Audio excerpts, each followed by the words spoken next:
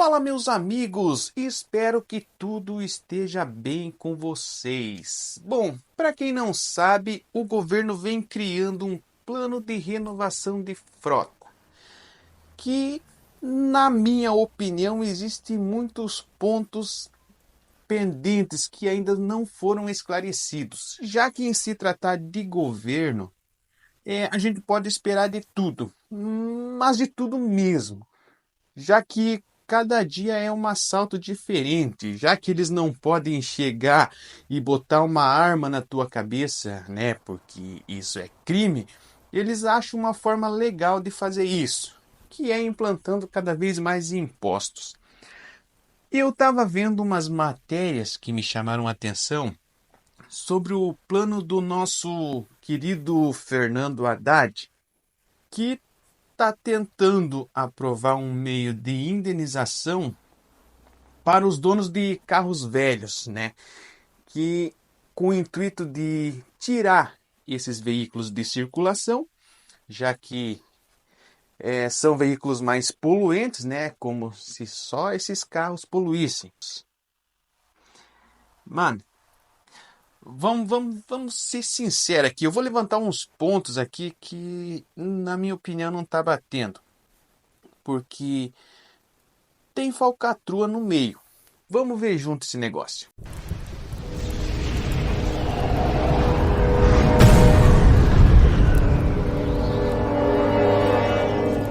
O ministro da Fazenda, Fernando Haddad, revelou um plano do governo federal: tirar carros velhos de circulação, mas mediante indenização aos proprietários. Um programa que usa um fundo das petroleiras e dedicar esse fundo à transição ecológica por meio da renovação de frota de carros muito velhos que precisam ser tirados de circulação mediante indenização para que a frota seja renovada em proveito do meio ambiente. Primeiramente, primeiro fato, o fundo, parte desse fundo, pelo menos, viria das petroleiras. Claro, aumenta o preço da gasolina e indeniza os donos dos carros. Uma excelente ideia. Todo mundo paga a dívida. Mas vamos olhar no ponto de vista dos proprietários desses carros que correm o risco de perder. Eu digo perder porque, independente do plano de indenização que o governo crie para indenizar esses proprietários, eu não acredito que vai ser suficiente para comprar um carro mais novo, mas eu duvido que cubra a tabela FIPE desse carro, porque a maioria desses carros velhos que o governo está se referindo são usados por trabalhadores. Sim, meus amigos. Ou você, claro que tem bastante trabalhador que tem condições de comprar ali um carro mais novo, mas a maioria para serviço pesado é D20, é F1000, é Fiorino, é Pampa, tudo esses veículos são usados para trabalho, entendeu? E daí o governo vai indenizar, que eu não acredito nem que cubra o valor da tabela FIPE desses carros, né? E no final as petroleiras aumentam o preço da gasolina e todo mundo paga dívida. Quem que vai ser o mais beneficiado nisso? O dono do carro eu tenho certeza que não vai ser, né? Já que o governo vai estar tirando o mínimo do bolso e ganhando com isso ainda, né? Por conta do imposto e do aumento da gasolina, já que parte desse fundo vem das petroleiras, né? E o trabalhador simplesmente vai ser obrigado. Eu falo obrigado porque, mano, o cara precisa do carro para trabalhar. Caralho, mano. O cara vai ter que comprar um carro novo, né, para puxar pedra e tijolo, né? Essa parte o governo não vê, mas é lógico que não. E por que você acha que eles estão tentando a todo custo criar um plano de indenização para tirar esses carros de vez de circulação? Eu acho que não é só pelo meio ambiente, não. E eu tô falando isso não é nem porque eu tô me opondo à proposta do governo. né, desde que seja justo, né, para os dois lados, beleza. Mas observe o seguinte: todos os países, inclusive na Europa, que aderiram à Agenda Verde, nenhum desses países proibiu a circulação de veículos de colecionadores, né? Os carros de placa preta, né, como chamam, não são obrigados a ficar trancados num galpão ou fechado na garagem, nem sequer foram restritos, tipo circular em carretinha, por exemplo, que seria um meio também de não prejudicar o meio ambiente, se essa fosse a causa, né? Carros de colecionadores podem circular normalmente, os carros de placa preta não serão atingidos. Bom, pelo menos é o que aconteceu em todos os países que aderiram à Agenda Verde. Então, por que os carros, né, de quem está trabalhando tem que ser recolhidos? Por que quem não faz nada com o carro, tem o carro simplesmente para deixar numa garagem lá para bonita, pode permanecer com o carro e até circular com ele pelas ruas? E os carros de quem está trabalhando têm que ser recolhidos, têm que ser tirados de circulação. Entendeu? Esse é o ponto que eu não concordo. Por que vale para uns e para outros não? Até o momento não foi especificado qual a idade desse carro, né? Qual que é a idade mínima para esse carro ser considerado um carro velho.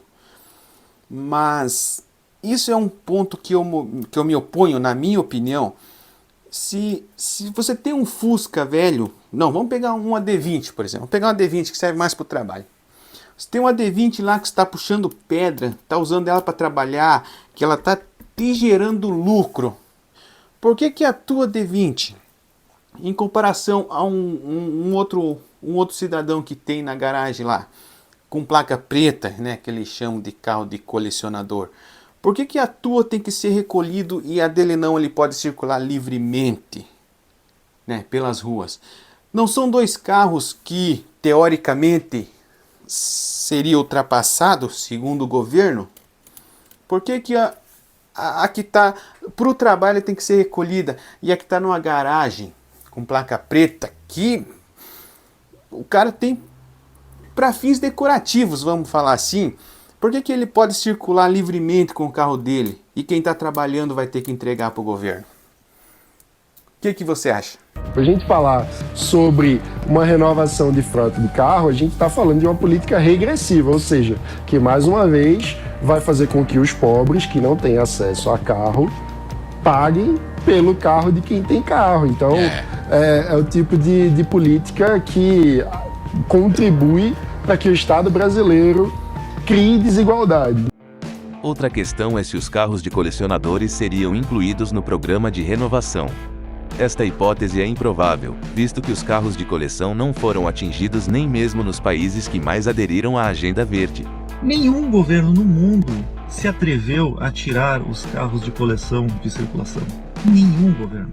Qualquer país, inclusive lá na Europa, que estava toda aquela polêmica de proibição dos carros a combustão e tal, eles em momento algum falaram, vamos proibir os carros antigos, os carros colecionáveis. Atualmente, os carros de placa preta não são obrigados a ficarem em isolamento, como dentro de museus, garagens ou outro tipo de abrigo. E podem circular normalmente como qualquer outro veículo e em qualquer tipo de via. Bom, então tá aí um ponto que eu realmente não concordo. Porque se a lei vale para um, tem que valer para outros, né? Pelo menos ser justa, né? Porque já que esses donos desses carros, eu não acredito que eles vão ser, como eles vão ser avaliados para essa indenização, se vai ser por tabela FIPE, o que eu duvido muito que seja, né? Mas eu fico pensando, o Santana, por exemplo, tem muito Santana rodando por aí, e já o Santana é um tanque de guerra, digamos assim, né? E tem gente que investe dinheiro, usa o carro para passeio, para trabalho, basicamente tudo. Como que vai ser feita a avaliação desses carros, né? Porque eu não acredito que vá ser uma indenização justa, né? Essa é a minha opinião. Já que, ao que tudo indica, né? Os carros de placa preta, né? Podem não ser atingidos, né? O que eu não acho justo entendeu? Uma lei que beneficie apenas alguns. Bom, nesse caso não beneficiaria só o governo, né? O governo e as petroleiras que vão poder aumentar o preço da gasolina. E eu não acredito de maneira alguma que o fundo, né, o fundo que essas petroleiras vão destinar a essa renovação de frota vai sair do caixa deles. Eles simplesmente vão aumentar o combustível e nós vamos acabar pagando a conta, entendeu? Mas agora vamos pôr uma cereja nesse bolo. Afinal, está faltando, na minha opinião, a principal causa de que o governo esteja querendo fazer essa renovação de frota. A venda de carros novos caíram, meus amigos. E qual que é a solução para o governo incentivar o povo a comprar um carro novo? Fazendo promoção? Não. Ele teria que usar uma forma bem mais forçada para isso, e como eu falei no início do vídeo, como eles não podem te botar uma arma na cabeça e te tirar dinheiro à força, eles vão legalizar uma forma de fazer isso, o que eu chamo de um assalto legal, né? Que é tirar o bem que o cidadão já usa e forçando a comprar um carro novo. Afinal, é uma excelente ideia da parte do governo. E o cidadão, ó, dá uma olhada aí. Nos últimos meses, as vendas de carros 0 km foram muito abaixo do esperado para as montadoras, que se obrigaram a parar suas produções, a fim de não saturar os estoques. Mas 3 montadoras suspenderam temporariamente a produção de veículos. A redução nas vendas afetou bastante a produção. Então, se o brasileiro não está comprando carros novos, como seria viável acabar com os carros mais velhos? Será que esta medida de renovação melhoraria as vendas dos carros mais novos? Bom, eu sinceramente não sei o real motivo. Claro que, ressaltando que eu também concordo, né, que a gente precisa, mais do que rapidamente, criar medidas para proteger o meio ambiente. Acho que nenhum ser humano não concorda com isso. Afinal, se o planeta não for sustentável, nós também não seremos, né? Infelizmente, seria impossível viver num planeta devastado pela poluição.